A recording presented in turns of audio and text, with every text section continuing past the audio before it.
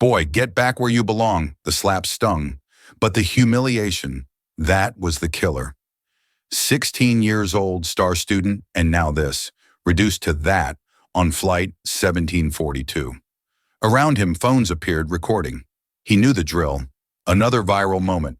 Another hashtag. But then a stranger rose. An old man. Quiet authority radiating from him. "Not this time," he said, voice a low rumble. And just like that, the world shifted. This wasn't just about a bigot and his victim. It was a legacy playing out. The bully had no idea this black kid was connected to the quiet hero's ancient secret. He thought he was just enforcing the rules, but he was messing with something far bigger than he could imagine. They have no idea how his quiet kindness will change everything. Looming over him, red-faced and trembling with rage, Warren Caldwell's manicured finger jabbed toward the teenager's face. "I told you to stay in your place, boy." The words hung in the cabin like smoke, toxic and suffocating. Passengers stared, smartphones already rising, to capture what would inevitably become tomorrow's viral outrage. Flight attendants moved urgently up the aisle, still too far away to intervene. For 3 heartbeats, no one moved, no one spoke. A tableau of American tension at $36,000 free. Then from 7 rows back, a man rose to his feet. Nothing remarkable about him. Mid-60s, average height, weathered face beneath salt and pepper hair. The kind of man you'd pass 100 times without noticing. But something in his deliberate movement, in the quiet authority of his posture, commanded attention. "Sit down, sir," a flight attendant called out. "We need everyone to remain seated while I can't do that." The man's voice carried clearly, not raised, but resonant with an unexpected accent and undeniable purpose. Not this time. What happened in the next 17 minutes would forever change the lives of everyone on that airplane, exposing long-buried secrets, challenging deep-seated beliefs, and revealing how the most courageous acts often come from the most unexpected sources. But to understand why a retired Vietnam veteran with a 40-year secret would risk everything to defend a boy he'd never met, we need to go back to where it all began, 6 hours earlier at Gate C-42 in Atlanta's Hartsfield-Jackson International Airport. Marcus Williams hated flying. At 16, he'd only been on a plane twice before. Once when he was too young to remember, and once last year for his grandmother's funeral in Chicago. That had been a short flight, just over an hour, hardly enough time for real anxiety to set in. This Los Angeles, 4 and 1/2 hours away, was different. Not that he'd admit it to anyone, least of all his father. "You got your boarding pass?" Dr. David Williams asked for the 3rd time in 15 minutes. His father's anxiety manifested as obsessive checklist review, a trait that had served him well as one of Atlanta's most respected cardiothoracic surgeons, but could be exhausting for his family. "Yes, Dad. It's in the wallet you gave me like the last 2 times you asked." Marcus tried to keep the edge from his voice. His father was only being thorough, only wanting to make sure his only child, his legacy, as he sometimes embarrassingly called Marcus in public speeches, would arrive safely at the National Science Decathlon. "And you've got your presentation files backed up, both on your laptop in the cloud and on a USB and emailed to myself and Professor Diaz."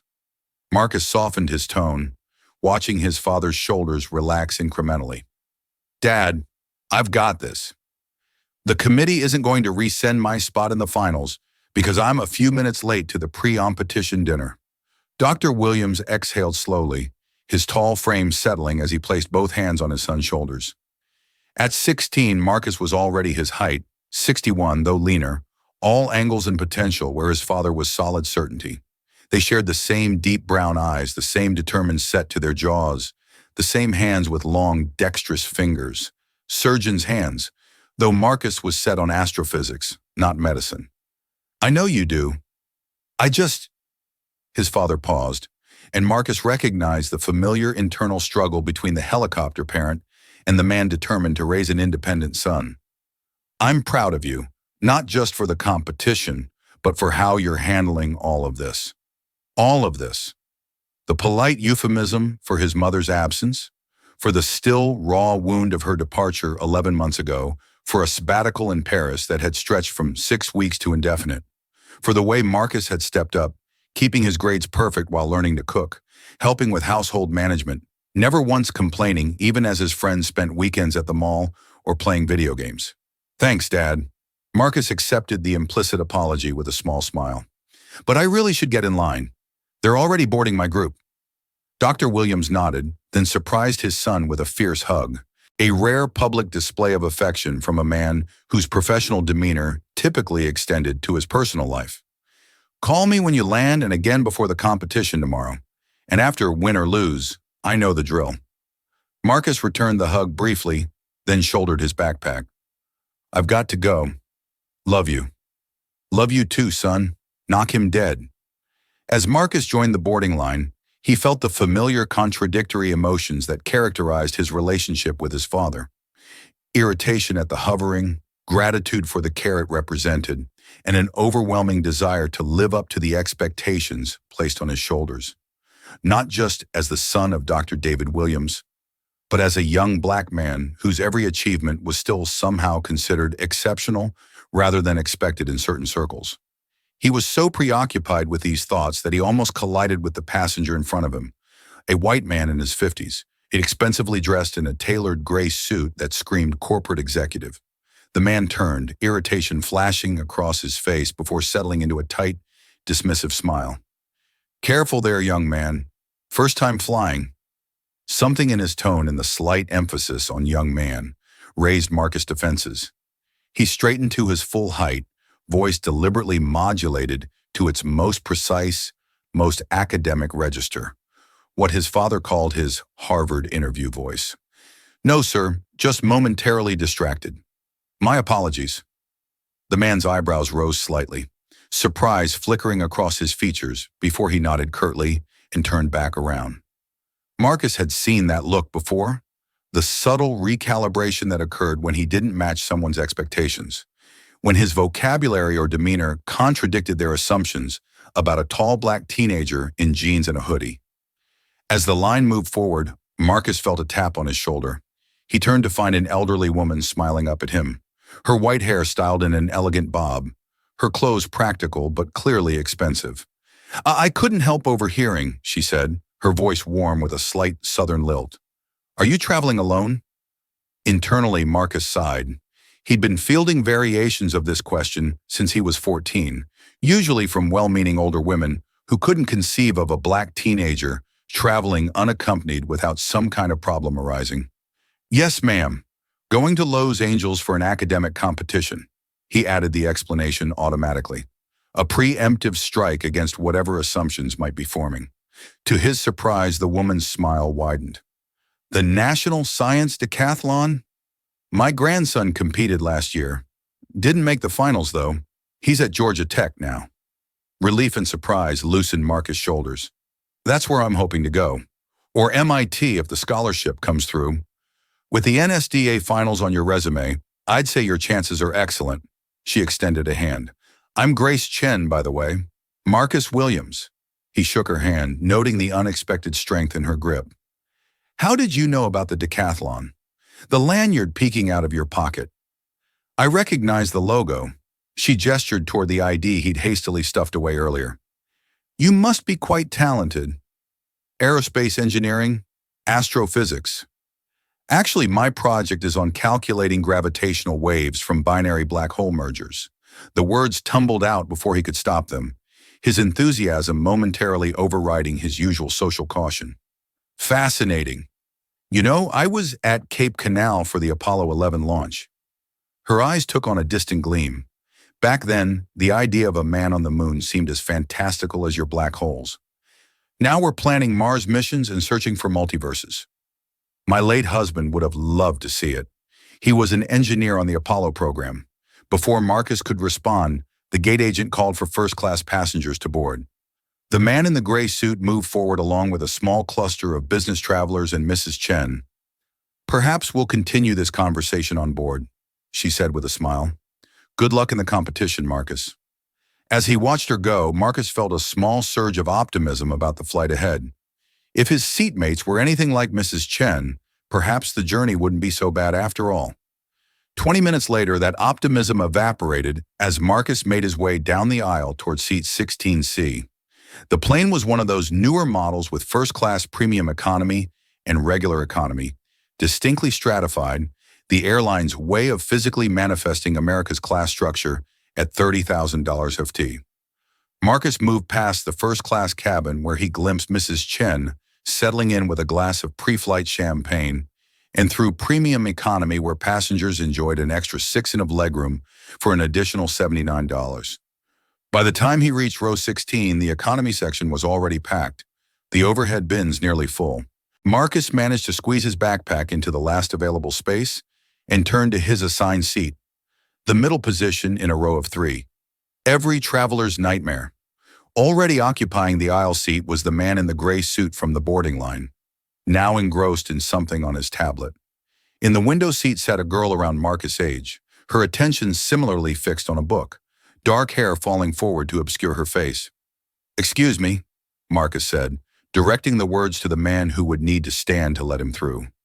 The man glanced up, a flicker of something, annoyance, recognition, crossing his face before he sighed and began the cumbersome process of standing in the limited space. "I had hoped you might be in another section," he muttered just loud enough for Marcus to hear. Marcus let the comment slide, focusing instead on maneuvering into his seat without touching either of his rowmates. A nearly impossible task given the sardine can configuration of economy class. As he settled in, he caught the window seat girl watching him from the corner of her eye, a small smile playing at her lips. "They really should make these seats for actual human bodies," she said in a low voice, turning slightly toward him. "I'm Sophie, by the way."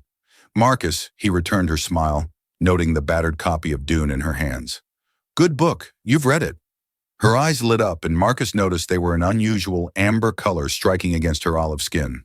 3 times the movie, too, though it only covers the first half. "I just started it. My dad says it was his favorite book when he was our age, so I thought I'd give it a try before I see the film." Their conversation was interrupted by a pointed throat clearing from the man beside them who had resumed his seat and was now typing something on his tablet with aggressive precision. "Some of us are trying to work," he said without looking up. "If you two could keep the chatter to a minimum, that would be appreciated." Sophie rolled her eyes dramatically, then mimed, zipping her lips shut with an exaggerated gesture that made Marcus stifle a laugh. She returned to her book, but not before giving him a conspiratorial smile that suggested their conversation wasn't over, merely paused. As the remaining passengers boarded and the flight attendants began their pre-departure routines, Marcus extracted his earbuds from his pocket, planning to lose himself in music until they reached cruising altitude. Before he could connect them, the man beside him shifted, his elbow nudging Marcus' arm off the shared armrest. "Sorry," Marcus said automatically, though the encroachment hadn't been his fault. The man merely grunted, expanding subtly into the space Marcus had vacated. It was a familiar dance, one Marcus had learned through years of navigating predominantly white spaces. The constant, subtle pressure to make himself smaller, to accommodate, to apologize for existing in proximity to those who felt entitled to more room, more comfort, more consideration than he deserved. Usually Marcus complied without conscious thought, an instinct for self-preservation honed since childhood. But today, perhaps emboldened by his father's pride, by Mrs. Chen's unexpected warmth, by Sophie's friendly overture, he deliberately placed his arm back on the shared armrest. The man stiffened, but said nothing, his jaw tightening visibly. A small victory, hardly worth noting, but Marcus felt a quiet satisfaction nonetheless. The aircraft doors closed with a pneumatic hiss, and the captain's voice crackled over the intercom. "Good afternoon, ladies and gentlemen. This is Captain Rivera speaking. On behalf of Delta Airlines, I'd like to welcome you aboard Flight 17 to Los Angeles. Our flight time today will be approximately 4 hours and 35 minutes. We're expecting clear skies and smooth flying, but we may encounter some turbulence as we cross the Rockies. We'll do our best to make this as comfortable a journey as possible. Flight attendants, please prepare for departure." As the safety demonstration began, a ritual that few passengers bothered to watch anymore, Marcus noticed Sophie discreetly sliding a small notepad onto her tray table. With a quick glance to ensure the man beside them was still absorbed in his tablet, she scribbled something and angled it toward Marcus. "He seems fun." Bet he's a blast at parties. Marcus smiled and gestured for the pen. She passed it, their fingers brushing momentarily. Total Karen energy, but in a suit. Sophie's silent laughter shook her shoulders, earning another irritated glance from their roommate. She quickly wrote again, I'm in 16A for the next 4.5 hours. You're in 16B? What's the worst that could happen? Marcus considered this for a moment before replying. Plane crash, alien abduction. He talks to us about cryptocurrency. This time Sophie couldn't contain a small snort of laughter, drawing the man's full attention. Is there a problem? He asked, his voice carrying a clear warning. No problem at all, sir, Sophie replied sweetly. Just excited about the flight? The man studied her for a moment, then Marcus, his gaze lingering uncomfortably. Well, try to contain your excitement. Some of us have important matters to attend to. Of course, Sophie agreed, her tone still pleasant, but with an undercurrent that suggested she found him ridiculous rather than intimidating. We wouldn't want to disturb your very important. She glanced at his tablet spreadsheets. The man's face flushed slightly and he turned back to his device without further comment. Sophie caught Marcus' eye and gave him a tiny victorious wink. The aircraft began to taxi, the engines rumbling beneath them as it made its way toward the runway. Marcus felt the familiar knot of anxiety tightening in his stomach, not just from the impending takeoff, but from the subtle hostility emanating from the man beside him, a tension that seemed disproportionate to the minor annoyance of sitting next to chatty teenagers. As if sensing his discomfort, Sophie slid her notepad across again. First time to L.A. Marcus nodded, writing back, Science competition. You visiting my mom? Parents divorced, dad in Atlanta, mom in L.A. I'm the human ping pong ball. Before Marcus could respond, the plane accelerated suddenly, pressing them back into their seats as it raced down the runway. He gripped the armrests instinctively, knuckles whitening, and felt a small hand cover his own. Sophie gave his fingers a quick, reassuring squeeze as the aircraft lifted off, the ground falling away beneath them. The scary part's over, she whispered, removing her hand as casually as she'd offered it. Now it's just boring for a few hours. The simple kindness of the gesture caught Marcus off guard, warming him unexpectedly. He relaxed his grip, nodding his thanks as the plane climbed steeply into the afternoon sky. Beside them, Warren Caldwell, though Marcus didn't yet know his name, watched their interaction with narrowed eyes, his thoughts hidden behind a mask of corporate indifference. But something in the way his gaze lingered in the tightness around his mouth suggested that the next 4 and 1/2 hours might prove to be anything but boring. 7 rows behind Marcus in seat 23D, Michael Cavich stared out the window as Atlanta receded beneath them, the city gradually transforming from a detailed landscape into a sprawling grid, then into an abstract pattern of light and shadow. At 66, he still found air travel miraculous, still remembered his first flight, a military transport to Vietnam in 1975, his stomach churning with fear that had nothing to do with flying and everything to do with where the plane was taking him. Would you like something to drink once we reach cruising altitude? The question from the flight attendant pausing beside his row pulled Michael from his memories. Just water, please, he replied, his accent still detectable after 47 years in America. Not many people recognized it anymore. Slovakia wasn't a country most Americans thought about, if they thought about it at all, but occasionally someone would catch the slight musicality in his consonants, the subtle emphasis on unexpected syllables, and ask where he was from. Originally, the flight attendant, her name tag read Amara, nodded and moved on, continuing down the aisle with practiced efficiency. Michael returned to the window, watching as they pierced through a layer of clouds into the stark blue above. He wasn't supposed to be on this flight. He wasn't supposed to be traveling at all. 3 days ago, he'd been contentedly tending his garden in the small house he'd owned for 30 years in Dakar, just outside Atlanta, planning nothing more adventurous than dinner with his daughter's family on Sunday. Then had come the phone call that changed everything. Dr. Hassa Patel, her voice gentle but direct. The tests confirm what we suspected, Mr. Cavich. Stage 4 pancreatic cancer. I'm so sorry. 4 to 6 months. That was the prognosis.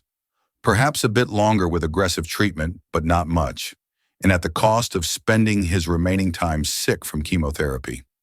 Michael had listened calmly, asked practical questions, thanked the doctor for her candor.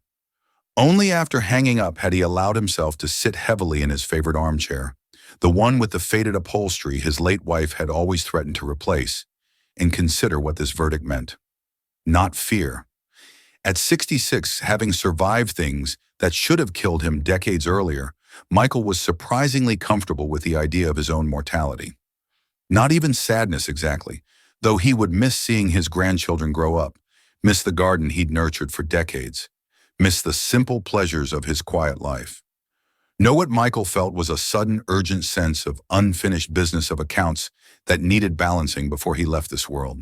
Which is why 48 hours after receiving his death sentence, he had purchased a last-minute ticket to Los Angeles, packed a small suitcase, and written a letter to his daughter explaining his unexpected journey. A letter she wouldn't receive until he was already gone. First time flying. Michael turned to find a young woman watching him with a friendly smile. She occupied the middle seat beside him, her hijab framing a face that couldn't be much older than his daughter's. "No," he replied, returning her smile. "Just my first time in a long while with something important at the other end." "Me too," she said, extending a hand. "I'm Fatima, starting a residency at UCLA Medical Center." "Michael," he shook her hand, noting her firm grip. "Congratulations on the residency. My daughter is a doctor, pediatric oncology. It's demanding work." "The best kind usually is," Fatima replied. "May I ask what brings you to Los Angeles?" Michael hesitated. He had prepared a cover story, visiting an old friend, seeing the sights he'd always meant to explore, but found himself unexpectedly reluctant to lie to this young woman with her direct gaze and genuine interest. "I'm going to right an old wrong," he said finally. "Something I should have done many years ago." Fatima's eyebrows rose slightly, but she nodded as if this was a perfectly reasonable explanation. "That takes courage. Most people let old wrongs stay buried. Perhaps waiting so long was the real cowardice." Michael turned back to the window, signaling a polite end to the conversation. Fatima seemed to understand, opening the medical journal she'd placed in the seat pocket. The plane leveled off, having reached its cruising altitude. Michael watched as the flight attendants began their beverage service, his thoughts returning to the purpose of his journey. He had a name, an address, a rehearsed apology that felt woefully inadequate for the magnitude of his silence. Would James Henderson even agree to see him? Would he listen? Would he understand that Michael had been trying to protect him by staying silent all those years ago? Too many questions without answers, but Michael was out of time for uncertainty. 4 to 6 months meant no more postponing the reckoning that had haunted him since 1975. The cabin lights flickered briefly, and the seatbelt sign illuminated as the plane hit a pocket of turbulence. A minor disturbance, hardly worth noting, but it sent a ripple of tension through the cabin. From somewhere ahead, Michael heard a child begin to cry, the sound quickly hushed by a parent's soothing words. He closed his eyes, letting the gentle rocking of the aircraft lull him. He needed to conserve his strength for what lay ahead in Los Angeles, for the conversation that might bring closure or might simply confirm that some mistakes can never be undone, some wounds never fully healed. 4 to 6 months, he intended to use them well. At the forward end of the economy cabin, flight attendant Amara Davis completed her beverage service with the practiced efficiency of someone who had performed the same routine thousands of times.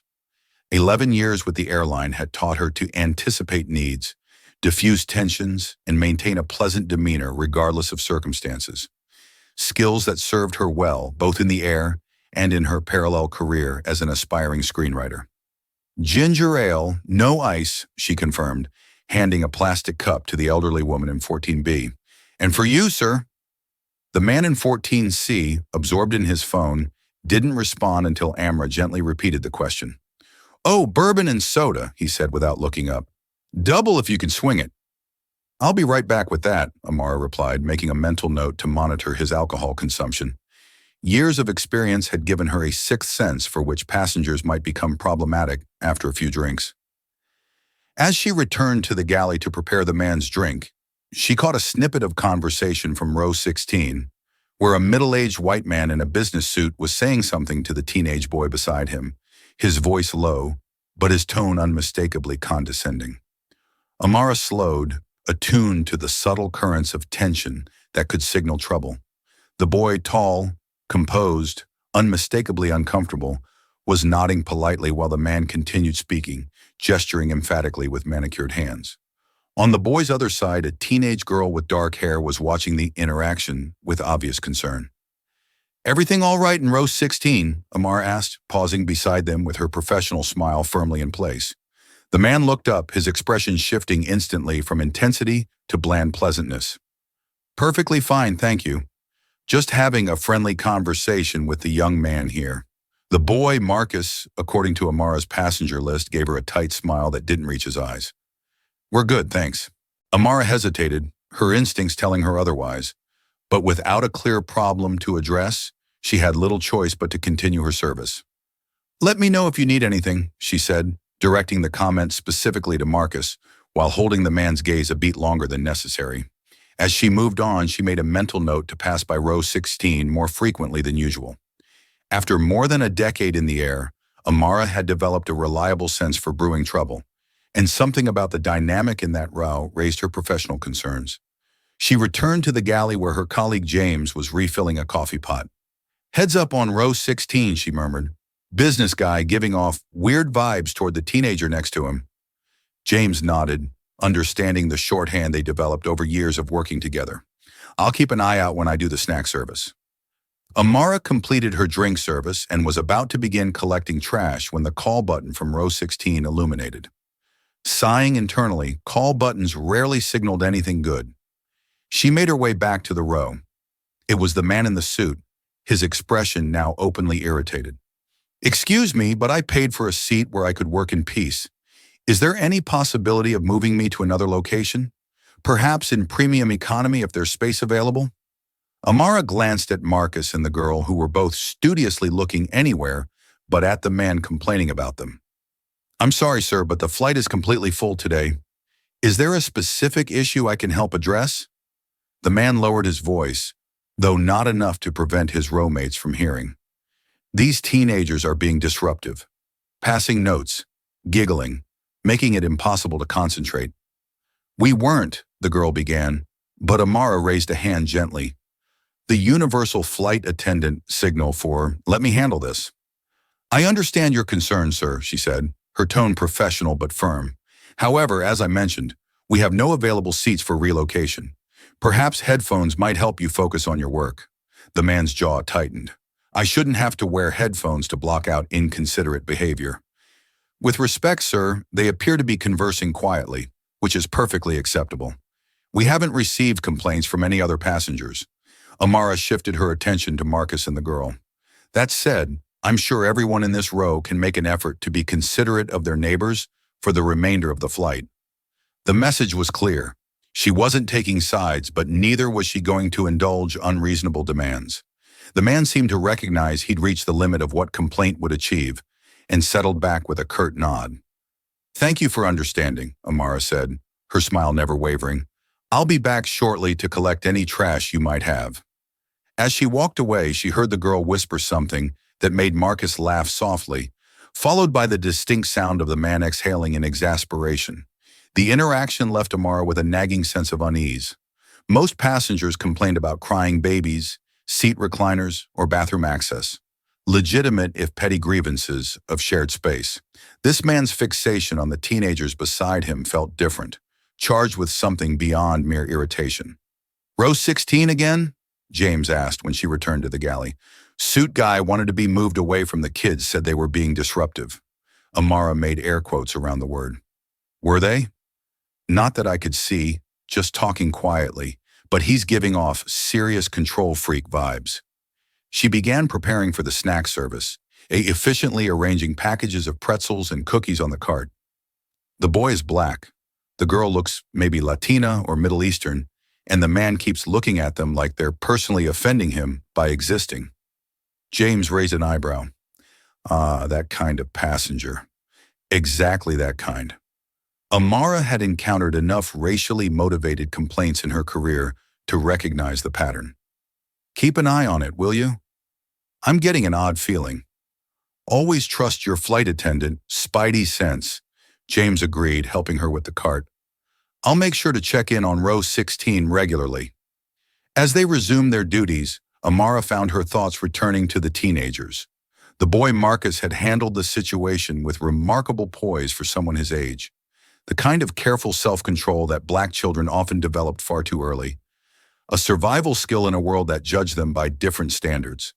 The unfairness of it stirred a familiar anger in Amara, one she had learned to channel into her writing rather than let it affect her professional demeanor. Perhaps there would be material here for her screenplay. Not the specific situation, but the dynamics at play, the subtle and not so subtle ways prejudice manifested in confined spaces. How tension could build in pressurized cabins until something had to give. Amara hoped, for everyone's sake, that Flight 1742 would reach Los Angeles without that tension and finding release. But as she pushed the snack cart forward, she couldn't shake the feeling that the real journey for Row 16 was just beginning. An hour into the flight, Marcus was doing his best to become invisible. After the flight attendant had addressed their row, Warren Caldwell, he'd introduced himself with pointed formality, as if his name should mean something to them, had fallen into a cold silence, punctuated only by occasional sighs and the aggressive tapping of his stylus on his tablet. Sophie had tried to resume their whispered conversation a few times, but each attempt drew such pointed glares from Caldwell that eventually she had retreated into her book, though not without rolling her eyes dramatically in solidarity with Marcus. Left with no better option, Marcus had put in his earbuds and opened his presentation on his phone, reviewing his notes for tomorrow's competition. But his focus kept slipping, distracted by the hostile presence beside him and the growing discomfort of sitting perfectly still to avoid even the slightest contact with Caldwell's arm or leg. When the seatbelt sign pinged off, Marcus seized the opportunity for a brief escape. "Excuse me," he said, addressing Caldwell. "I need to use the restroom." For a moment, he thought the man might refuse to move. Then, with exaggerated inconvenience, Caldwell stood and stepped into the aisle, making a production of the interruption to his work. As Marcus slid past, he felt Sophie press something into his hand, a folded piece of paper. He closed his fingers around it and made his way toward the rear lavatories, passing rows of passengers in various states of mid-flight tedium, sleeping, reading, watching movies on tiny screens, or staring blankly ahead in the peculiar limbo of air travel. The lavatory was mercifully vacant. Once inside the cramped space, Marcus unfolded Sophie's note. "That guy gives me the creeps. If he says anything weird to you when I'm not there, tell me. My mom's a lawyer who specializes in discrimination cases. She'd eat him alive." The note made Marcus smile despite his discomfort. Something about Sophie's fierceness, her immediate willingness to be an ally, touched him. He was accustomed to navigating difficult situations alone, to the careful calculations of when to speak up and when to let things slide. Having someone explicitly in his corner was a novel experience. After taking his time in the lavatory, partly to delay returning to his seat, partly because airplane bathrooms were fascinating examples of efficient design, Marcus made his way back down the aisle. As he approached row 16, he noticed that Caldwell and Sophie appeared to be in the middle of a tense conversation. Sophie's face was flushed, her expression a mixture of anger and disbelief, while Caldwell was leaning toward her, speaking in a low, intense voice. "Should be more careful about the company you keep," Marcus heard as he drew closer. "I'm simply suggesting that a young lady like yourself. Is everything okay?" Marcus interrupted, standing in the aisle beside their row. Both Caldwell and Sophie looked up, the former with obvious irritation, the latter with relief. "Fine," Sophie said quickly. Mr. Caldwell was just sharing his unsolicited opinions about, well, pretty much everything. Caldwell's jaw tightened. "I was merely offering some friendly advice. Advice her parents might appreciate, given the circumstances." The implication was clear, and Marcus felt a familiar cold weight settle in his stomach. He had encountered this particular brand of concern before. The assumption that his mere presence near a white or white passing girl constituted some kind of threat or corrupting influence. "I need to get back to my seat," Marcus said evenly, his voice carefully controlled. "Of course," Caldwell replied with a thin smile, standing once again to let Marcus pass. "We wouldn't want to keep you from your studies." As Marcus reclaimed his middle seat, Sophie leaned close and whispered, "He waited until you left, then started telling me I should be careful around certain types of people. said he was looking out for my safety. Can you believe that? Marcus could, in fact, believe it all too easily. He'd experienced variations of this particular form of racism throughout his life. The assumption of criminality, of danger, of unworthiness to be in proximity to white girls or women. Usually it came from older generations, people whose formative years had preceded the civil rights movement or whose social circles remained untouched by integration. To encounter it so nakedly from a man who was likely in his 50s, a corporate professional who surely worked in diverse environments, was jarring, but not surprising. Just ignore him, Marcus whispered back. Only 3 more hours. Sophie looked like she wanted to argue to confront Caldwell directly, but something in Marcus' expression must have convinced her to hold back. Instead, she squeezed his arm briefly in silent support and returned to her book, though her posture remained tense, her earlier relaxed demeanor replaced by watchful awareness. For the next half hour, an uneasy peace settled over row 16. Caldwell worked on his tablet. Marcus reviewed his presentation, and Sophie pretended to read, while occasionally passing him encouraging notes. The flight attendants came through with the snack service, and Marcus noticed that both Amara and her male colleagues seemed to be checking on their row more frequently than others, suggesting his discomfort hadn't gone unnoticed by the cabin crew. The relative calm was broken when Caldwell signaled for the flight attendant and ordered a scotch on the rocks. When it arrived, he downed half of it in one swallow, then turned to Marcus with an evaluating look. "So, young man, what takes you to Los Angeles visiting family?" The sudden attempt at conversation caught Marcus off guard. He hesitated, unsure whether engaging was wise, but decided that civility was the safest approach. "I'm competing in the National Science Decathlon. It's a physics competition." "Is that so?" Caldwell's eyebrows rose slightly. "Impressive. You must be quite intelligent." The compliment, delivered with a note of surprise that undercut its sincerity, was typical of the backhanded praise Marcus often received, the unspoken subtext always being for someone like you.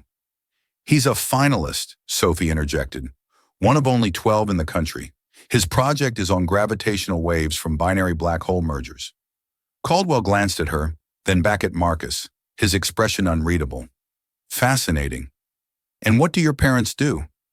The question, with its implication that Marcus' academic achievements must be explained by extraordinary parental circumstances, was another familiar microaggression. Still, Marcus maintained his composure. "My father is a cardiothoracic surgeon. My mother is a professor of comparative literature." Something flickered in Caldwell's eyes. Surprise, perhaps, or the uncomfortable recognition that his assumptions were being challenged. He took another sip of his scotch. "Well, good for you. It's always encouraging to see young people from diverse backgrounds excelling academically.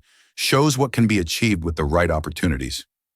Each pause, each careful emphasis carried loaded implications. That Marcus' achievements were exceptional for his race, that they resulted from special opportunities rather than his own abilities, that his success was somehow a credit to a system that had allowed it rather than to Marcus himself. Sophie stiffened beside him, opening her mouth to respond, but Marcus subtly shook his head. He had long ago learned that confronting such coded language directly rarely achieved anything positive. Better to let it pass to preserve his energy for battles that mattered. "Thank you," he said simply, returning to his phone in a clear signal that he considered the conversation over. But Caldwell, emboldened perhaps by the alcohol or frustrated by Marcus' refusal to engage with his provocations, wasn't finished. "You know, when I was growing up, we didn't have all these special programs and diversity initiatives. We had to earn our achievements on merit alone." The statement hung in the air, its challenge unmistakable. Marcus felt his heart rate increase, the familiar surge of adrenaline that came with navigating these fraught interactions. Before he could decide how or whether to respond, Sophie intervened. "Funny how merit alone always seemed to favor certain demographics back then," she said, her tone conversational, but her eyes sharp, almost like the system was designed that way.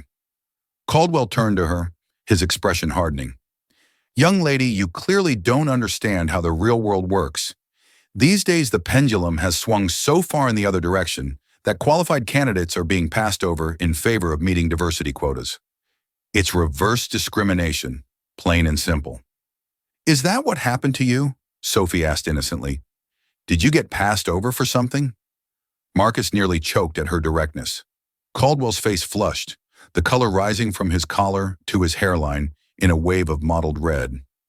I have had a very successful career, he said stiffly, but I've seen it happen to colleagues, talented people overlooked because they don't check the right demographic boxes. That must be really hard for them, Sophie replied, her voice dripping with mock sympathy. Almost as hard as centuries of being excluded entirely. Caldwell's eyes narrowed. You're very young. You'll understand better when you've had more life experience, both of you. He included Marcus in his gaze. The world isn't as simple as they teach you in your social studies classes. You're right about that, Marcus said quietly, unable to remain silent any longer. It's much more complex, which is why simplistic narratives about merit versus diversity miss the point entirely. Oh, Caldwell raised an eyebrow. And what is the point according to your 16 years of wisdom? Marcus met his gaze steadily. That true merit can only be measured on a level playing field, and despite significant progress, that field is still far from level. A convenient perspective for someone benefiting from the current system.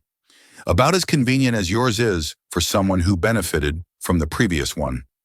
The exchange had escalated beyond what Marcus had intended, and he could see Caldwell's expression shifting from condescension to genuine anger.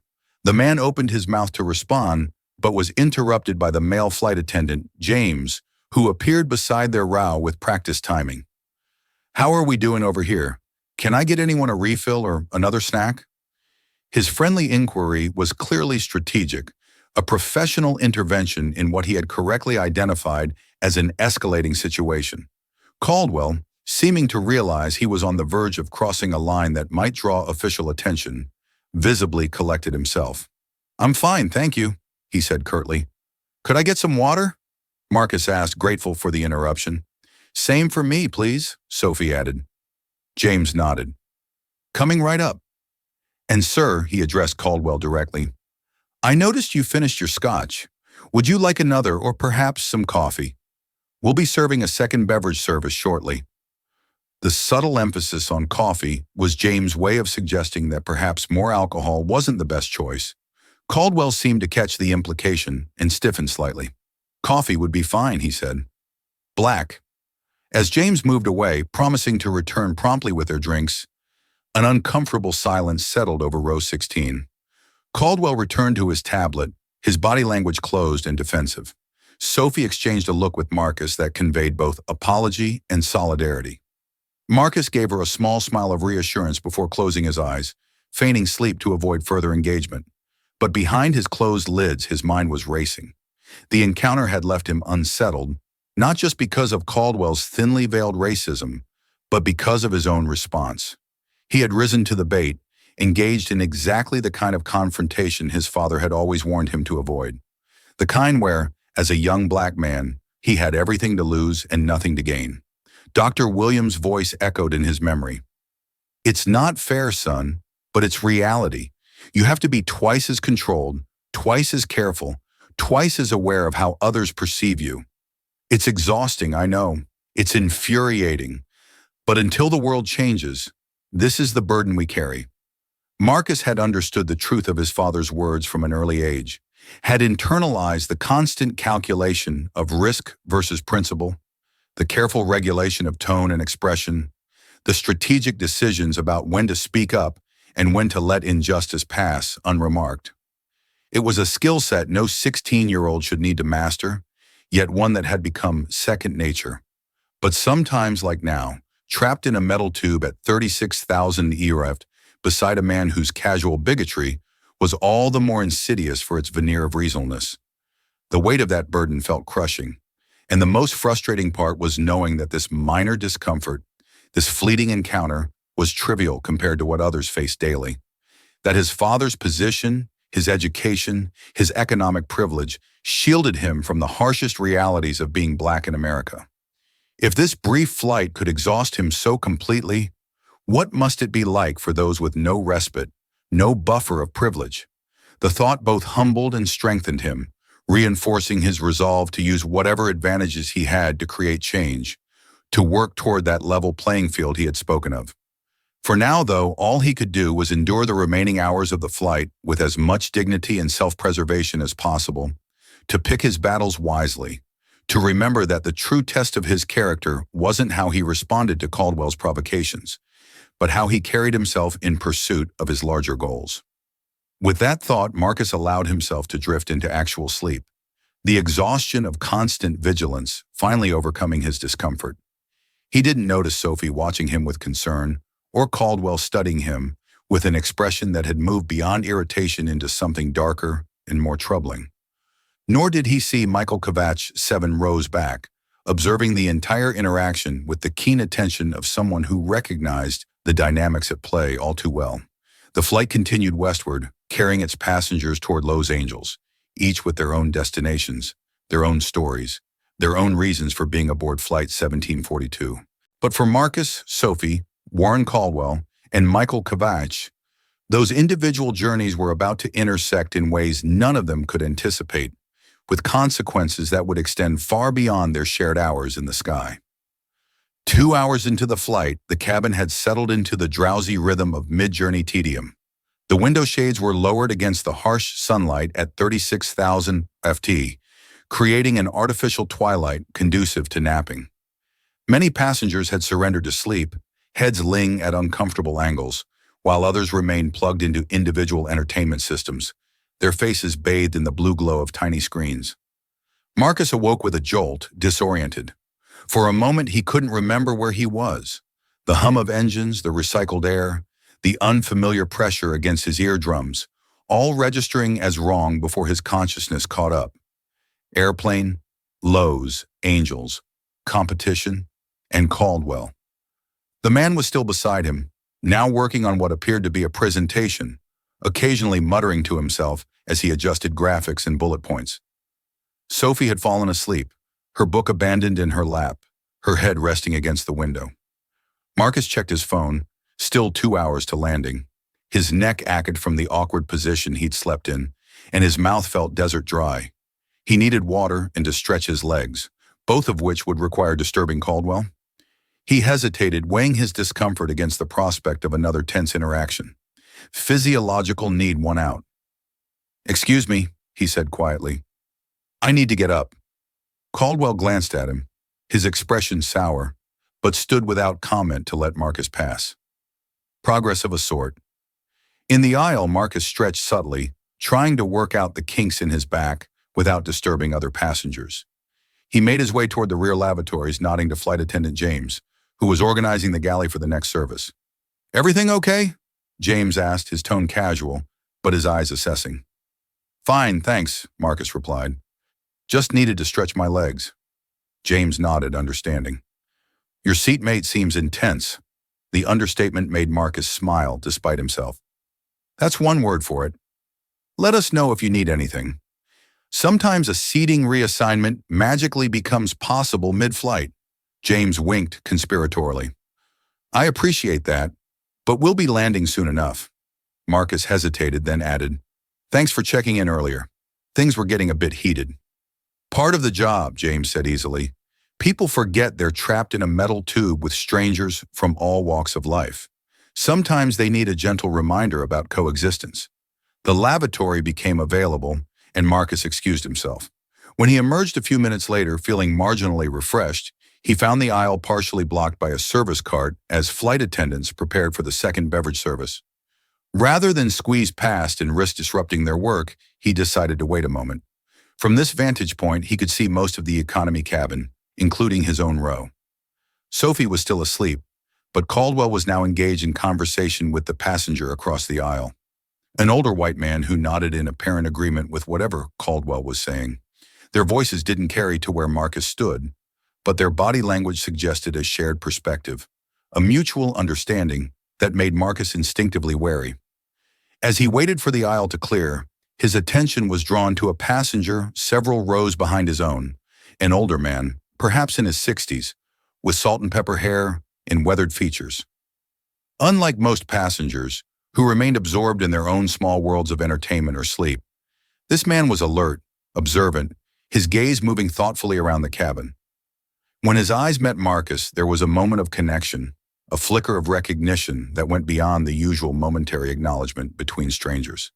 The man gave a slight nod, almost imperceptible, before returning his attention to the book in his lap.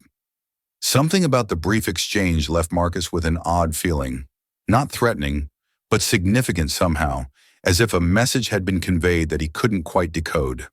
The service cart moved forward, clearing the aisle, and Marcus made his way back to his seat. Caldwell, still deep in conversation with his newfound ally across the aisle, stood to let him pass with minimal acknowledgement. Just no respect for traditional values anymore, Marcus overheard as he settled back into his seat. Everything's about being woke now, whatever that means. Exactly, the other man agreed, his voice carrying clearly across the narrow aisle. My grandson came home from college talking about white privilege and systemic racism. I told him, I grew up poor in Alabama. Where was my privilege? Caldwell nodded vigorously. They're indoctrinating them plain and simple, making them feel guilty for being white, for being successful. It's cultural Marxism, and it's destroying the fabric of society. Marcus kept his expression carefully neutral as he put his earbuds back in, selecting a playlist loud enough to drown out the conversation happening beside him. He had no desire to hear more of Caldwell's perspectives, to absorb more of the casual toxicity that seemed to flow from the man without awareness or restraint. Sophie stirred beside him, blinking awake. She stretched, then noticed his expression and glanced toward Caldwell, who was still engaged in his crow-style commiseration. What did I miss? She whispered. Just making new friends, Marcus replied quietly, inclining his head toward the ongoing conversation. Sophie listened for a moment, her expression shifting from sleepy confusion to understanding to disgust. Wow. Found his people, huh? Birds of a feather. Should we start our own loud conversation about critical race theory and gender fluidity? Really give them something to complain about? Sophie's eyes glinted mischievously. Despite his discomfort, Marcus smiled at the suggestion. Ting, but probably not the wisest move when we're still trapped here for another 2 hours. You're no fun, she pouted, but her expression sobered as she studied him. Seriously though, are you okay? That guy's been low-key hostile since takeoff, and it's obviously about more than us being disruptive teenagers. Marcus appreciated her directness, her refusal to pretend the situation was anything other than what it was. Too often people, especially white people, danced around acknowledging racism, preferring to attribute problematic behavior to anything else. A bad day, a misunderstanding, a personality conflict. Sophie's straightforward recognition was refreshing. I'm fine, he assured her. This isn't my first encounter with someone like him. Probably won't be my last. It's so messed up, Sophie said, her voice dropping even lower. And the worst part is he probably thinks he's not racist. He probably has black friends at work and would be deeply offended if anyone called him out. The I don't see color type, Marcus agreed, who somehow still manages to see it everywhere. Their whispered analysis was interrupted when the beverage cart reached their row. Amara smiled professionally as she asked, Any drinks for you folks? Water for me, please, Marcus requested. Same, Sophie added. I'll have another scotch, Caldwell said, turning from his conversation across the aisle. Double this time. Amira's smile remained fixed, but her eyes flickered briefly to Marcus and Sophie before returning to Caldwell. I'd be happy to bring you another beverage, sir, but I need to limit the alcohol to 1 per service. I can offer you a soft drink or coffee as an alternative. Caldwell's jaw tightened. Is that a new policy? I've flown this route dozens of times and never encountered this restriction before. It's at the discretion of the flight crew, Amara replied smoothly, based on various factors including flight duration and an overall cabin management. The explanation was delivered with such professional certainty that it was impossible to argue without sounding unreasonable. Caldwell seemed to recognize this, his expression souring, but his tone remaining civil. Coffee, then black.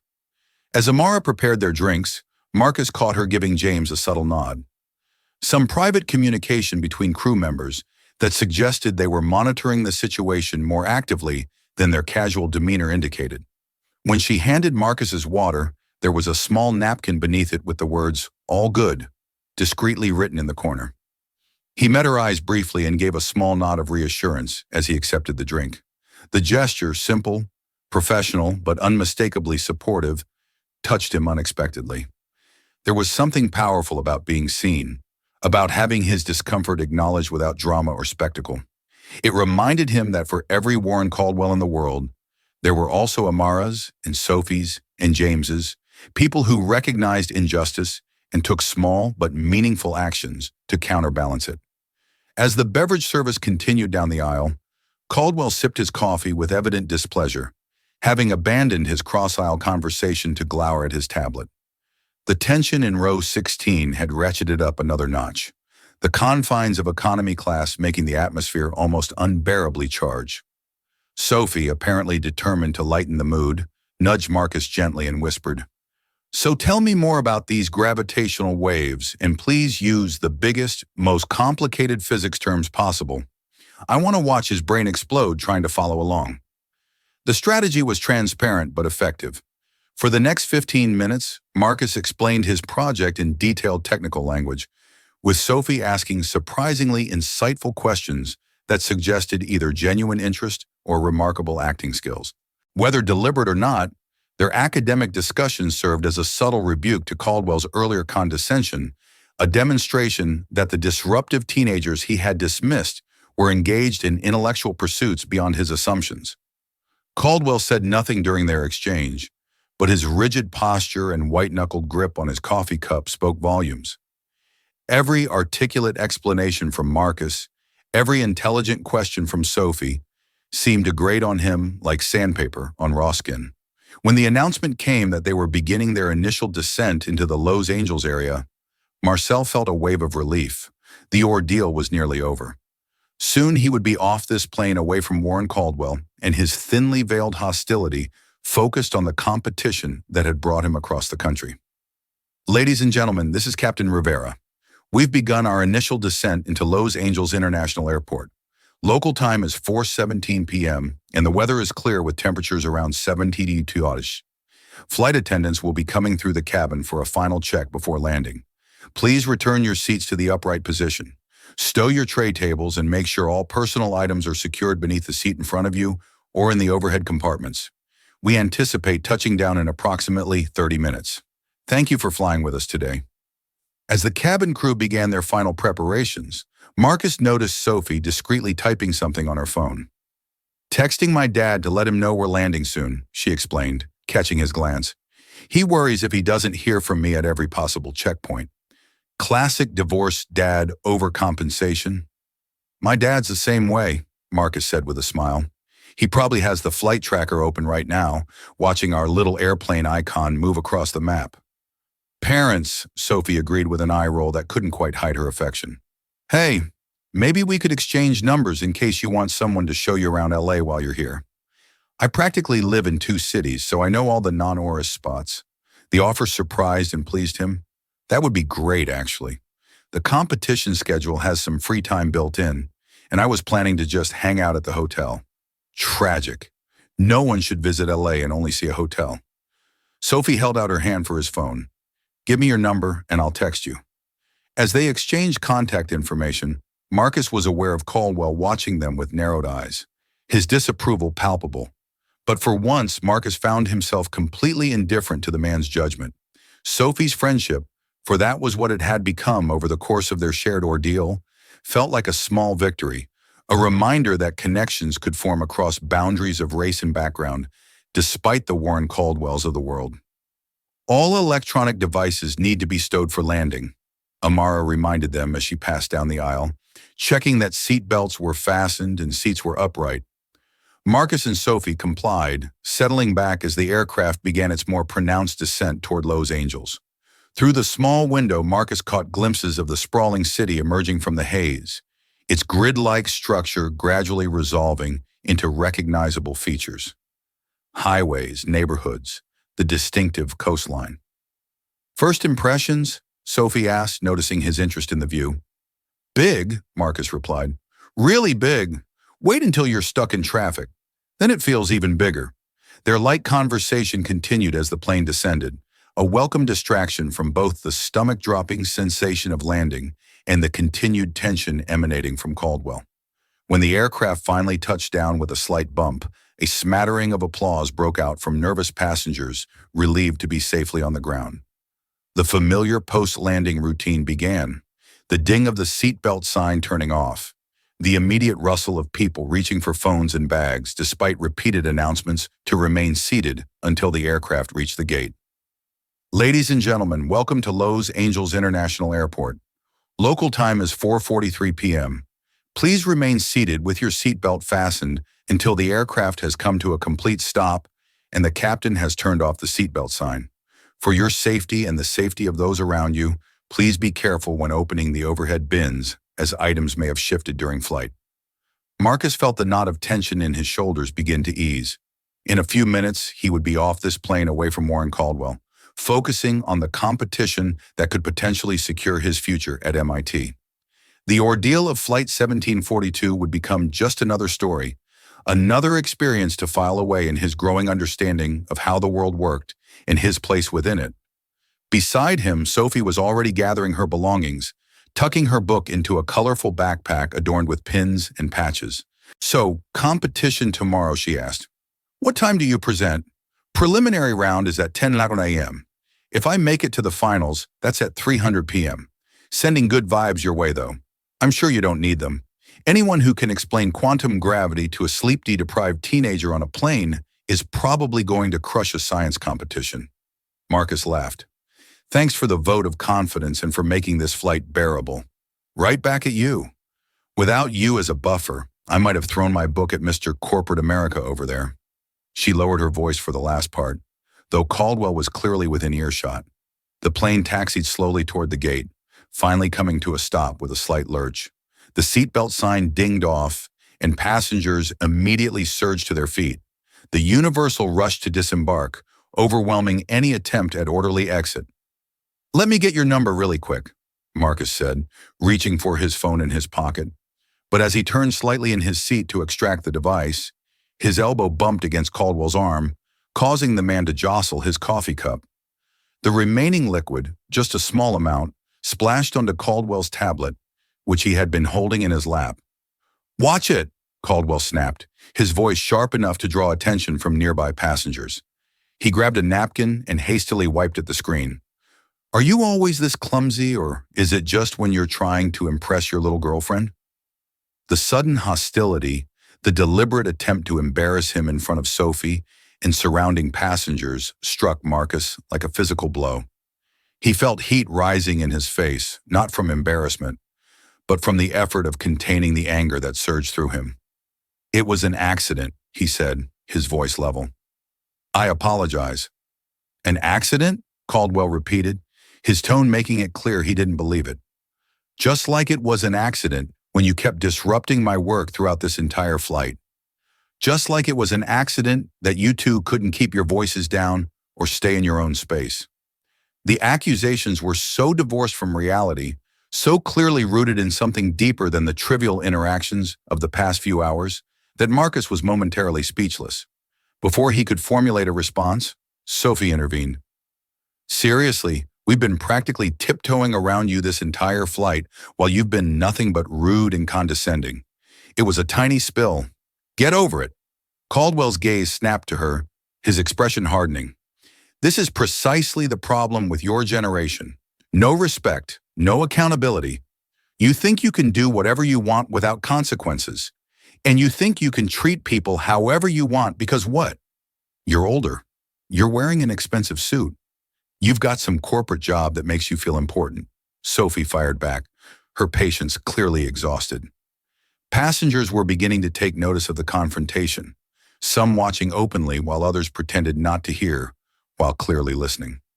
Marcus felt the weight of their attention, the judgment that would inevitably fall most heavily on him, regardless of who was at fault. "Sophie, it's fine," he said quietly.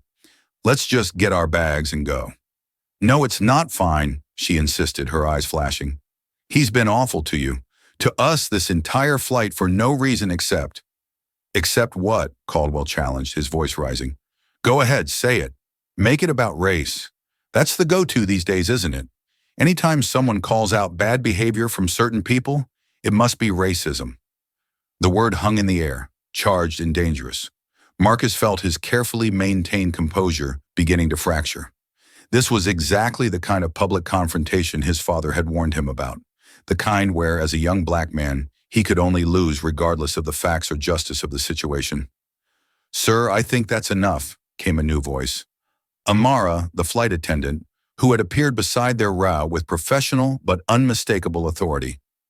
"We've arrived at the gate and passengers are trying to deplane. If you have a complaint, you're welcome to speak with a customer service representative inside the terminal." Caldwell turned to her clearly, about to argue when another passenger spoke up from across the aisle. The man he had been commiserating with earlier. The kid bumped him on purpose. The man said, "I saw it been causing trouble the whole flight." The false accusation delivered with such casual certainty stunned Marcus. He had never even spoken to this man, had done nothing to provoke him except exist in proximity. Yet here he was, eagerly throwing fuel on an already volatile situation. "That's a lie," Sophie said heatedly. "You couldn't possibly have seen that because it didn't happen. He was just getting his phone out when Mr. Jerk here overreacted." "Young lady, you need to watch your tone," Caldwell warned, his expression darkening further, "and stay out of matters that don't concern you. Defending my friend from racist bullying absolutely concerns me," Sophie shot back. "Racist? Racist!" Caldwell's voice rose to a near shout, drawing even more attention. "I have done nothing racist. This is exactly what I was talking about. Play the race card when you have no actual argument." Marcus saw it happening as if in slow motion, the escalation he couldn't control, the public spectacle unfolding around him, the way eyes were turning to him with varying degrees of sympathy, judgment, or wary assessment.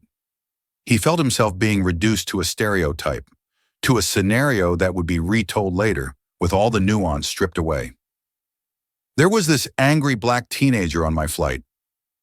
"Everyone needs to lower their voices," Amara said firmly. "Sir, please gather your belongings and exit the aircraft." "You too," she addressed Marcus and Sophie.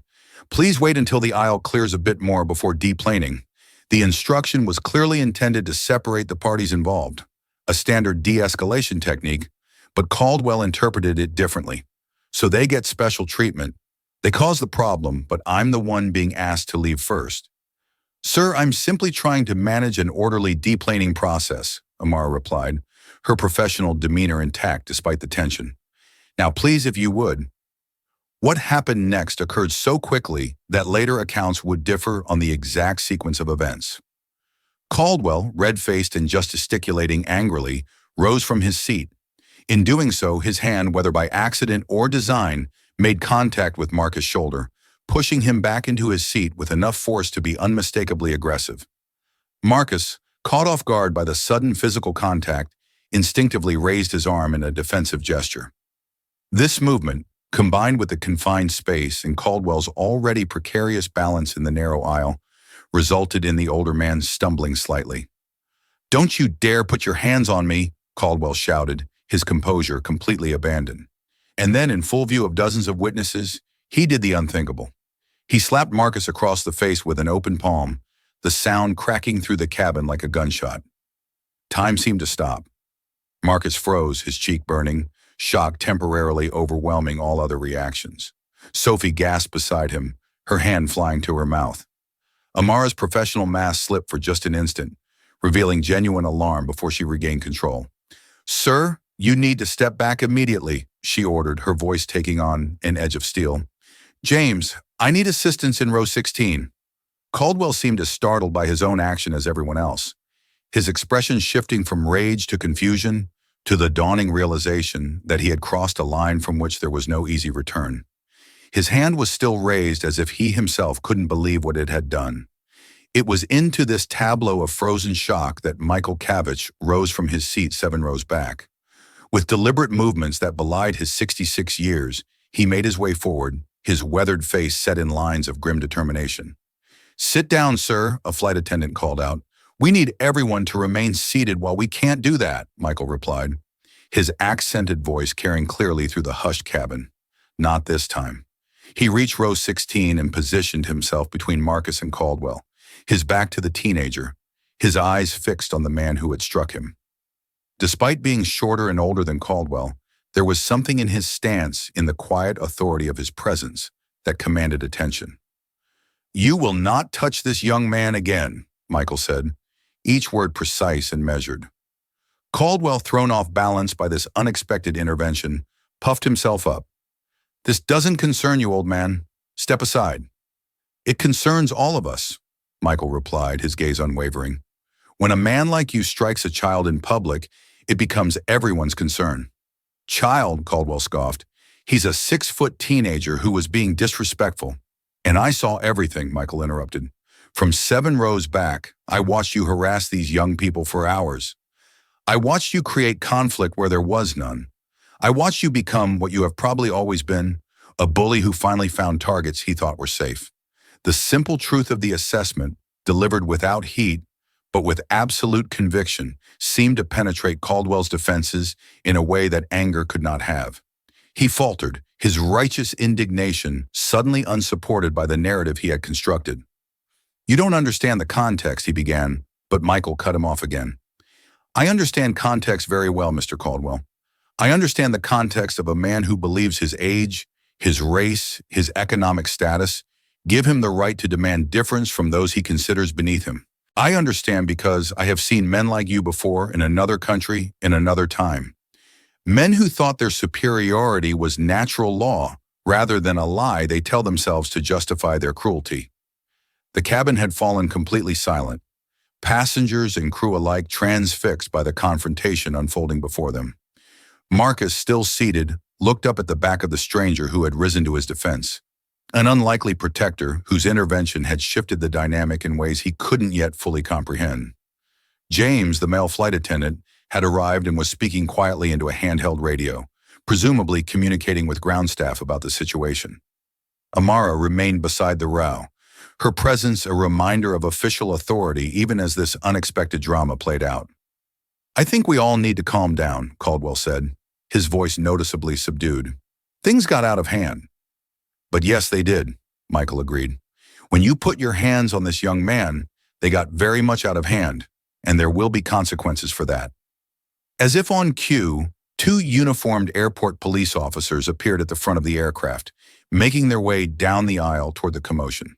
Passengers hastily moved aside, creating a path through the crowded cabin. "What's the situation here?" the lead officer asked, addressing the question to Amara. "This gentleman," she indicated Caldwell, physically assaulted a minor passenger following a verbal altercation. "Multiple witnesses, including myself." The officer turned to Caldwell. "Sir, I need you to come with us and provide a statement." "This is ridiculous," Caldwell protested, though with noticeably less conviction than before. "It was a minor incident blown completely out of proportion." "Striking a teenager is not a minor incident," the officer replied. "Please gather your belongings and come with us. We'll sort this out in the terminal." As Caldwell reluctantly complied, collecting his tablet and briefcase under the watchful eyes of the officers, Michael turned to Marcus for the first time. His expression softened as he looked down at the teenager, still seated, still processing the whirlwind of events. "Are you all right, young man?" he asked, genuine concern evident in his voice. Marcus nodded, finding his voice. "Yes, sir. Thank you for stepping in." "You're welcome, though I wish it hadn't been necessary." Michael's eyes held a depth of understanding that suggested he knew exactly what Marcus had experienced, not just in the past hours, but in the accumulated weight of similar encounters throughout his young life. As the officers escorted Caldwell toward the exit, one remained behind to address Marcus. "We'll need a statement from you as well when you're ready to deplane. No rush. Take your time." The cabin began to empty more quickly now that the confrontation had been resolved, passengers eager to continue their journeys after the unexpected delay. Many glanced at Marcus as they passed, some with sympathy, others with the uncomfortable awareness of having witnessed something they hadn't intervened to stop. Sophie placed a hand on Marcus' arm. "Are you sure you're okay?" That was intense. "I'm fine," he assured her, though the burning sensation on his cheek suggested there might be a visible mark. "Just processing. That man was horrible. I hope they arrest him, or at least find him or something. You can't just go around slapping people because you're having a bad day." Marcus appreciated her outrage on his behalf, But he was more focused on the stranger, Michael, who still stood nearby, a silent guardian, until the immediate threat had passed. "Thank you, sir," Marcus said again, rising to his feet as the aisle finally cleared enough to stand comfortably. "I don't know what would have happened if you hadn't stepped in." Michael shook his head slightly. "I think you would have handled it with the same dignity you showed throughout this flight, but no one should have to face such things alone." He extended his hand. "Michael Cavich, Marcus Williams." They shook hands, and Marcus was struck by the strength in the older man's grip, the calluses that spoke of a lifetime of manual labor, at odds with his precise speech and quiet authority. "A pleasure to meet you, Marcus Williams, though I wish it had been under better circumstances." Michael smiled, the expression transforming his weathered features. "You were very patient with a man who deserved none of your patience. That shows character." Before Marcus could respond, Amara approached them. "The police would like statements from both of you as well as you, miss," she added, addressing Sophie. "They're waiting just inside the terminal. I'll escort you." As they gathered their belongings and prepared to deplane, Marcus caught a glimpse of his reflection in the darkened window. His face composed, but his eyes revealing the lingering shock of what had transpired. In that moment, he understood that Flight 1742 had become more than just transportation to a science competition. It had become a dividing line in his life before and after experiencing the public humiliation of being struck by a stranger.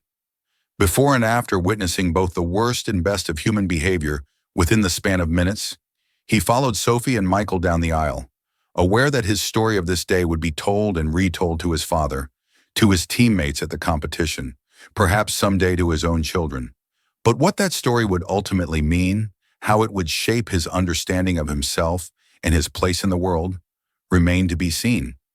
What he couldn't know as he stepped off the aircraft into the bustling terminal of LAX was that his connection to Michael Cavich had only just begun, and that the stranger who had risen to his defense carried secrets that would transform Marcus' understanding of justice, forgiveness, and the long arc of history that had brought them together on Flight 1742. If you've been moved by Marcus and Michael's story so far, we'd love to hear from you. Please subscribe to our channel and share in the comments where you're watching from. Your support helps us continue to create content that explores important social issues through compelling narratives. In the bright fluorescence of the LAX terminal, Marcus, Sophie, and Michael sat in a row of uncomfortable plastic chairs, waiting to give their statements to the airport police. The aftermath of the incident on Flight 1742 had taken on the bureaucratic tedium that often follows moments of high drama, forms to complete, accounts to verify, procedures to follow.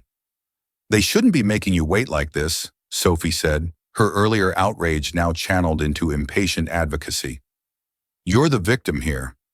"It's fine," Marcus replied, though in truth he was eager to put this whole experience behind him, to focus on the competition that had brought him to Los Angeles in the first place.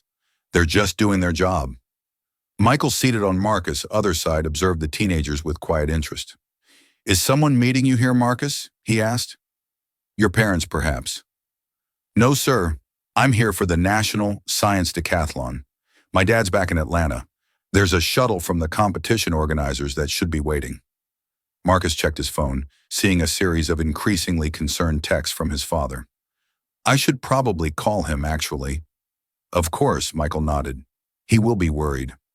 As Marcus stepped away to make the call, Sophie turned to Michael. "Thank you for what you did back there. It was really brave." Michael shook his head slightly. "Not brave necessary. There is a difference. Still, most people wouldn't have gotten involved. They would have just watched or pretended not to see." "Yes," Michael agreed, his expression somber. "Most people do exactly that. I have been guilty of it myself in the past. It is a regret I carry." Something in his tone, in the weight of his words, suggested to Sophie that he was referring to something specific, something more significant than the everyday moral compromises most people make. But before she could inquire further, an officer approached. "Miss Chen, we're ready to take your statement now." Sophie stood glancing toward Marcus, who was still on the phone with his father, his back turned as he paced slowly at the edge of the waiting area. "Tell him, I'll be right back." "Okay," she asked Michael, who nodded his assurance. As Sophie followed the officer, Michael observed Marcus, his straight posture, his careful gestures, the composed way he spoke, even while recounting what must have been a humiliating experience. There was something in the young man's dignity, in his measured response to injustice that stirred painful memories for Michael. Echoes of another time. Another young man facing bigotry with similar forbearance. Marcus returned, slipping his phone into his pocket with a sigh. "Dad's freaking out. Wants me to come straight home. I had to talk him down from booking a flight out here. He is concerned for you." "That is natural," Michael said. "Yeah, I know, but I've been preparing for this competition for months. I'm not going to let some racist jerk derail that." Marcus sat down again, wincing slightly as he touched his cheek where Caldwell had struck him. "Is it painful?" Michael asked, gesturing to the mark that was beginning to show on Marcus' dark skin. Not obviously a handprint, but a distinct area of irritation. "Just stings a bit. More my pride than anything." Marcus attempted a smile that didn't quite reach his eyes. "I keep thinking about how I could have handled it differently. Maybe if I just ignored him completely or moved seats or no." Michael interrupted, his voice gentle but firm. "Do not do that to yourself. The fault lies entirely with him, not with anything you did or did not do. That is the insidious nature of such encounters. They make you question yourself when you have done nothing wrong." Marcus studied the older man with newfound curiosity. "You sound like you speak from experience." Michael was silent for a moment, considering his response. "I do, yes, though from a different perspective, in a different time. I came to this country as a refugee in 1976 from what was then Czechoslovakia. I learned quickly that America's promise of equality has always been complicated. You said something on the plane about seeing men like Caldwell before in another country," Marcus recalled. "What did you mean by that?" Before Michael could respond, they were interrupted by the return of the police officer who had taken Sophie's statement. "Marcus Williams, we're ready for you now, and Mr. Cavich will speak with you next." Marcus stood and Michael reached out briefly to touch his arm. "Remember, speak your truth plainly. What happened was not ambiguous, and you have nothing to be ashamed of." With a nod of thanks, Marcus followed the officer to a small office off the main terminal, where he gave his account of the events on Flight 1742, the initial tensions, Caldwell's escalating hostility, and finally the moment when words had turned to physical aggression. The officer took notes, asked clarifying questions, and explained the process for filing charges should Marcus choose to do so. "Assault on a minor is a serious offense," the officer explained. "Mr. Caldwell is currently being detained, and the decision to press charges is yours. You don't have to decide immediately, but we would need to know within the next 24 hours if you want to proceed." The weight of this decision settled over Marcus as he considered the implications. Pressing charges would mean potential court appearances, media attention, becoming the center of a narrative he hadn't chosen. It would mean distractions from his education, his competition, his carefully plotted path to MIT and beyond. But not pressing charges might mean allowing Caldwell to face no real consequences for his actions, to perhaps go on treating others as he had treated Marcus. "Can I have some time to think about it to talk to my dad?" he asked. "Of course," the officer agreed, handing him a card with contact information. "Call this number when you've made your decision, and regardless of what you choose to do about charges, we have enough witness statements to issue Mr. Caldwell a temporary ban from the airline."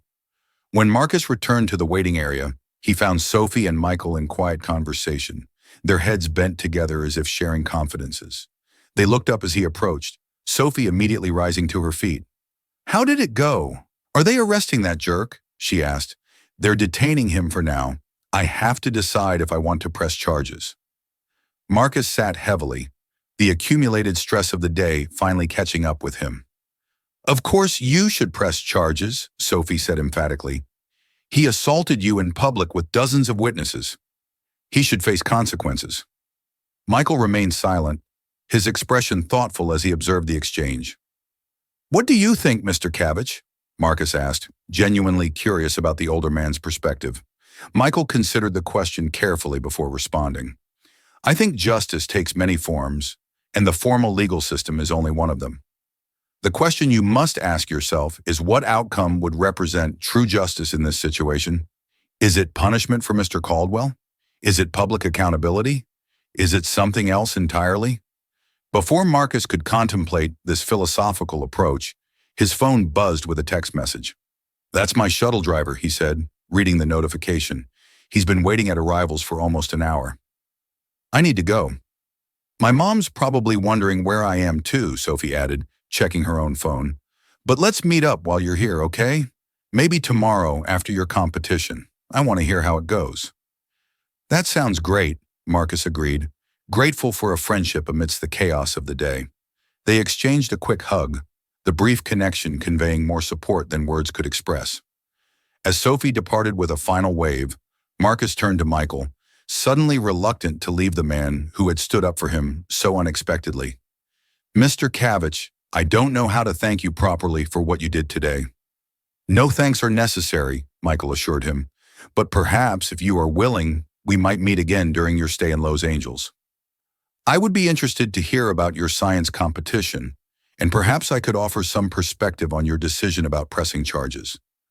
Something in the older man's manner, his quiet dignity, his thoughtful eyes, the hint of a shared understanding that transcended their obvious differences, resonated with Marcus.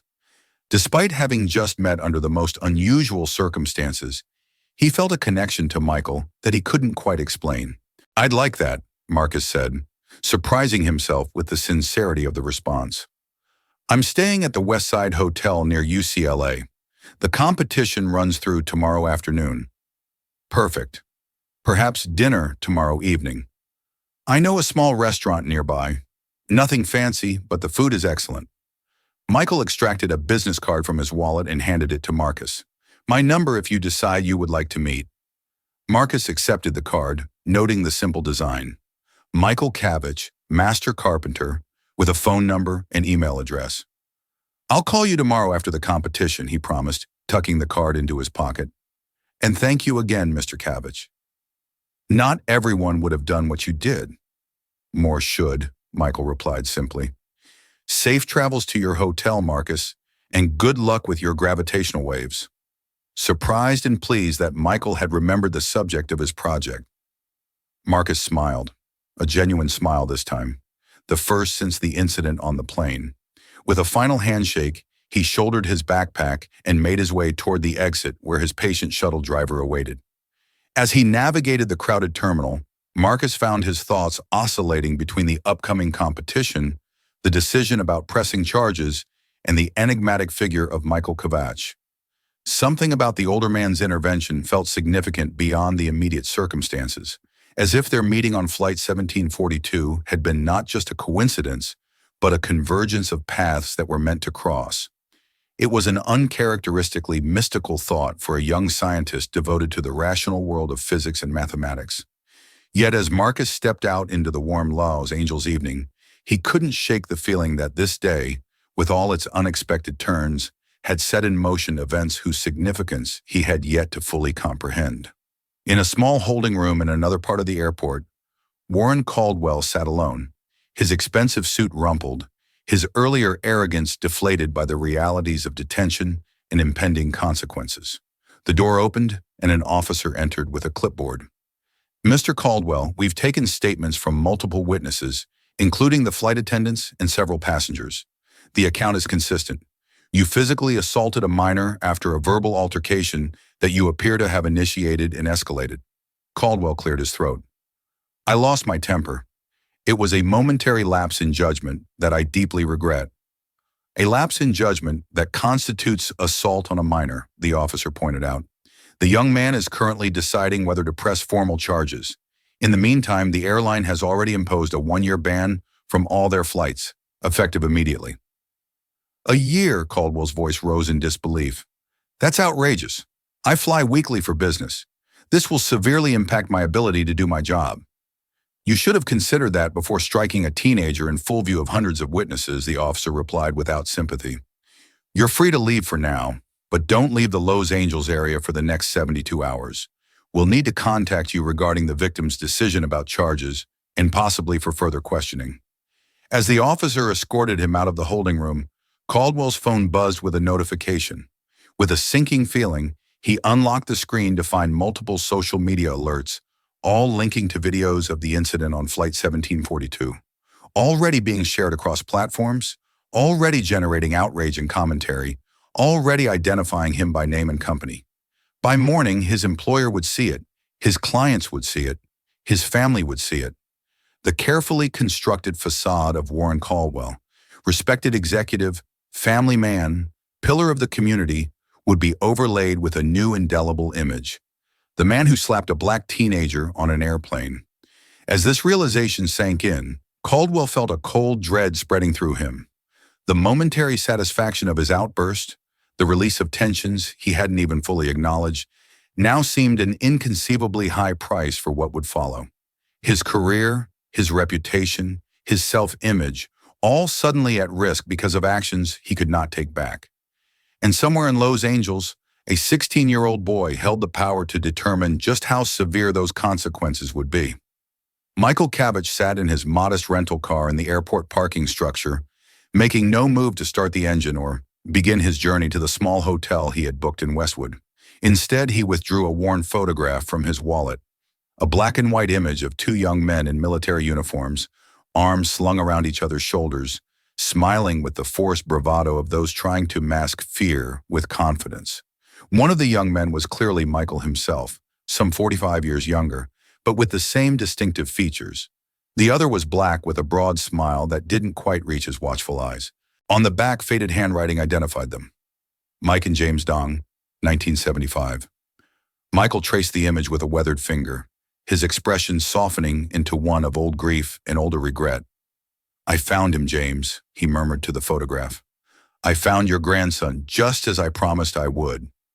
The coincidence, if it was a coincidence, seemed too profound to be mere chance. That on this flight on this day, he would encounter not just any young man in need of assistance, but Marcus Williams, grandson of James Henderson, the man who had saved Michael's life in Vietnam, and whose secret Michael had kept for 45 years at terrible cost to both of them. Marcus didn't know, couldn't know, hadn't recognized Michael's name, or made any connection to his own family history, which meant that James had kept his promise to had never told anyone, not even his daughter or grandson, about what had happened all those years ago, about the choice Michael had made that had protected himself at James' expense, about the debt that had gone unpaid for nearly half a century. Until now. With the photograph returned safely to his wallet, Michael finally started the car. He had come to Los Angeles with 4 to 6 months left to live, and a single purpose to find James Henderson and make amends before it was too late. He had not expected to encounter James' legacy in the form of his grandson, had not anticipated the complex emotions that the meeting would stir. But perhaps this too was a form of justice. The opportunity not just to acknowledge an old wrong, but to prevent a new one. To stand up when he had once remained seated, to speak when he had once been silent. As Michael drove toward the city lights shimmering in the gathering dusk, he wondered what he would tell Marcus when they met tomorrow. How much of the truth the young man was ready to hear, whether forgiveness from James, from Marcus, from himself, was still possible after so many years. These questions would find their answers in time. For now, it was enough to know that the circle begun in 1975 was finally closing, that the past and present had converged in ways he could never have predicted, and that perhaps in whatever time he had left, there was still the possibility of setting right what had once gone so terribly wrong. In row 16 of Flight 1742, when a stranger's hand had struck a teenager's face, Michael Cabbage had risen from his seat, not just for Marcus Williams, but for James Henderson, and for the young man he himself had once been, who had made a different choice and lived with its consequences for 45 years. "Not this time," he had said. And in those 3 words lay the promise of redemption, the hope of healing, and the beginning of a story that had waited half a lifetime to be told.